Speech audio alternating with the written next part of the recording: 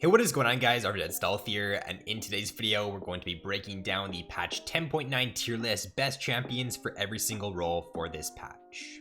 So for top lane in 10.9, Quinn is going to be moving up into S tier, a buff to her Q in this patch, near sight duration going from 1.5 up to 1.75 seconds, and then also Sanguine Blade is getting buffed too. Quinn has been very close to S tier in previous patches, and I feel like with the way the top lane meta is right now, and with these two buffs she's getting in this patch, she is going to be one of the most underrated top laners for 10.9. She does really well into most of those other S tier champions there. You're going to run Ignite with Quinn in the laning phase, so you have a lot of kill pressure with her. Once you win lane, her ultimate allows her to roam around the map. You can impact every single lane in the game with this champion, so she just does a really good job at snowballing the early game out of control if you know how to play her well.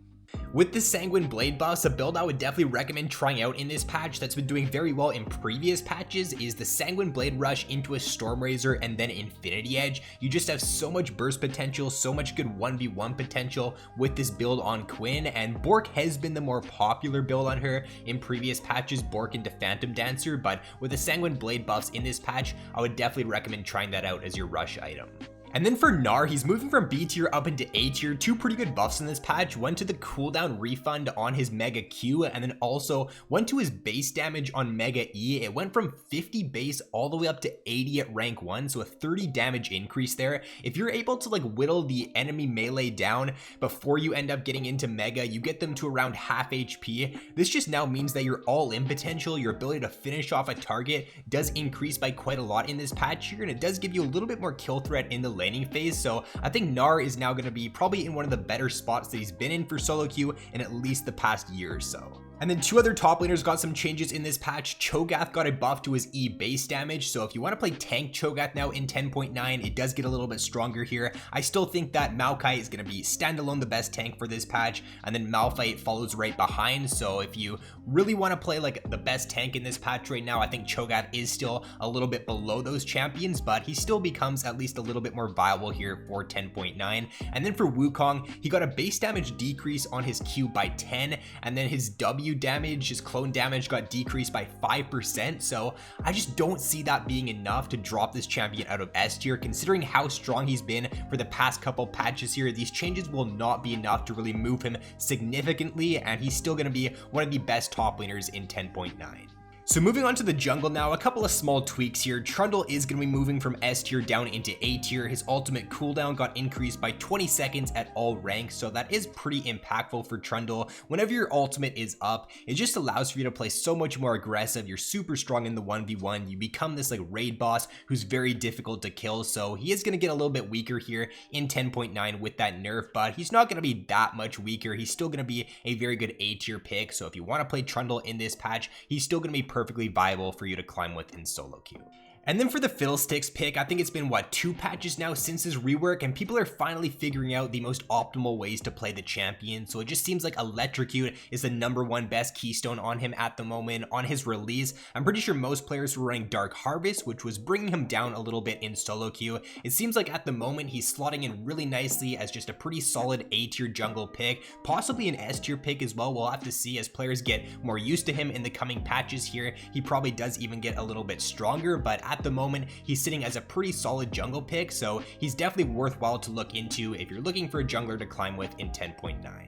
For a couple other picks here that did get changed in this patch but won't be making any movement on the tier list, the Wukong pick, very similar to top lane Wukong, the changes just aren't going to be enough to substantially make him weaker here in 10.9, so he's still going to be one of the best S tier junglers for this patch. For Karthus, he ended up getting a nerf to his movement speed, going from 335 down to 325, so a 10 movement speed decrease there. It is going to hurt him a little bit in certain situations, but it's not going to be enough to move him down into B tier. And then for Kayn, he did end up getting a cooldown decrease there to his Q. His W ended up getting a slow increase, but I just don't see that being the main issue with Kayn at the moment. I don't see these changes making him a better jungle pick here in 10.9. He did get a change though to where his Q is now going to apply the bonus damage to minions, so this could be really interesting for something like mid lane Kayn, to where you just like shove and roam, something to where you go T-map, Moe boots, something like the Pyke mid or the Talon mid. We could see that in this patch. Also like top lane Kayn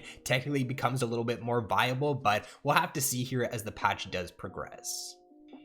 So moving on to the mid lane now, nothing too impactful for 10.9 that's really going to shake up the meta. Nocturne is going to be moving back up into S tier with the Sanguine Blade buffs in this patch. So if you do want to play a very underrated mid lane champion, a champion that a lot of people just aren't going to know how to play against, you can cheese a lot of early kills, you got really good roam potential at level 6 with the champion, then you can look to pick him up here in 10.9. Lissandra is going to be moving from B tier up into A tier. So with the buff to her Q in this patch, it does make her early game a lot stronger there. It allows for her to thrive, especially in melee matchups. She has a lot more poke potential now in the laning phase. So if you do want to play Lissandra into a melee assassin, something like the Echo, the Katarina, the Diana, the Fizz, then she can be a pretty solid pick into those champions. Level 6 there, as long as you can survive like the first couple levels, get to your level 6, then the all-in potential of those champions just goes down drastically. If they don't buy like a QSS, which they probably won't in the mid game, if they're trying to dive on your team or something, then you just got really good lockdown there with your ultimate. You lock them down, burst them out right away in those mid to late game fights.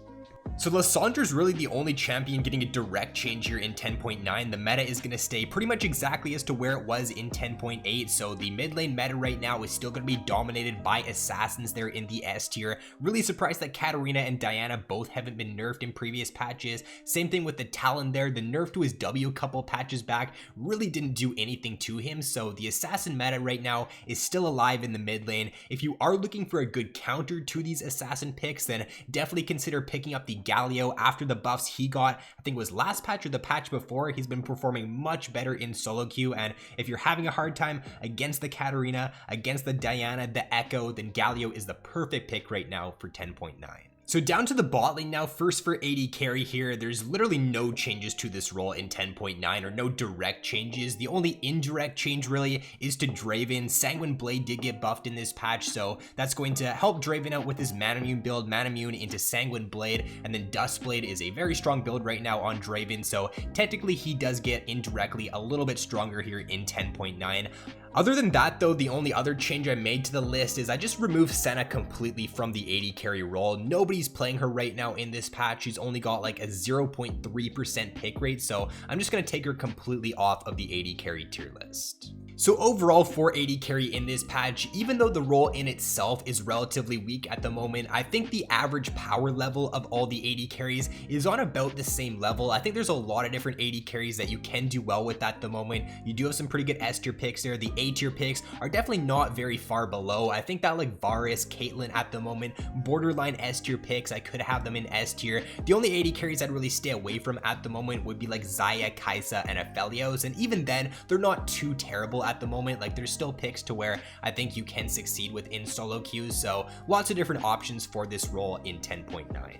And then for the support role here to round it out, Fiddlesticks is going to be moving from C tier up into B tier, so he ended up getting a buff to his E base damage in this patch. It is going to make him a little bit stronger, but it's not going to be too impactful in my opinion. It's not going to be enough to move him up into A tier. Both Bard and Nami ended up getting some direct nerfs in this patch. Nami ended up getting some nerfs to her base stats. It seemed like earlier on in the patch, or earlier on in the PvE cycle, she'd be getting a nerf to her passive, but it looks like they ended up scrapping those changes. They're no longer going to go through with those, and it's only nerfs to her base stats, so that's not going to be enough at all to drop her out of S tier. She's still going to be one of the better supports here in 10.9.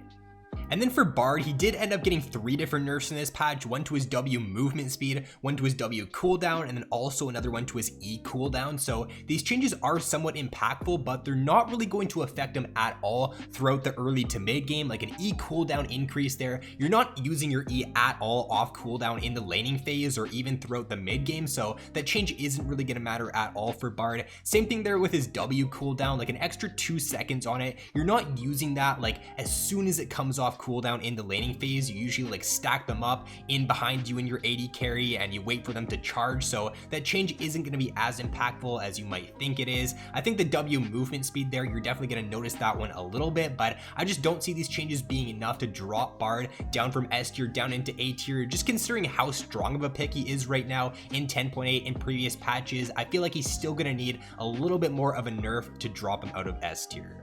So that is going to be all, guys. That is going to round it out. That is what the meta is going to be looking like here for patch 10.9. So if you guys enjoyed this video, then be sure to drop a like and subscribe if you have yet to already. So thanks for watching. Have an awesome day, and I will see you in my next video.